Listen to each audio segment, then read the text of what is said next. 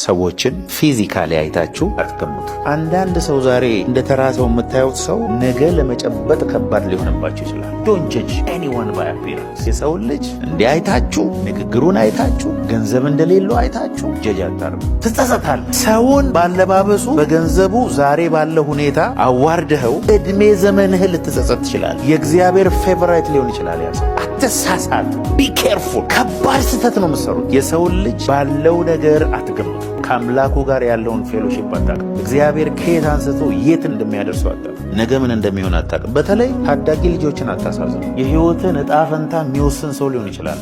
ዶንት ኖ። ነገ ለእግዚአብሔር ብቻ ነው የተሰጠ። ማን ምን እንደሚሆን ነገ አይታወቅም። ዛሬ ላይ ሰውን ጀጅ አታርጉ። ሰው ፊት ነው ያለ፣ እግዚአብሔር ግን ልብን ያለ። ማንንም ሰው ንቀት አታሳዩ። በእድሜ ዘመን ሰውን ሁሉ እኩል ነው ማሰብ ያለበት።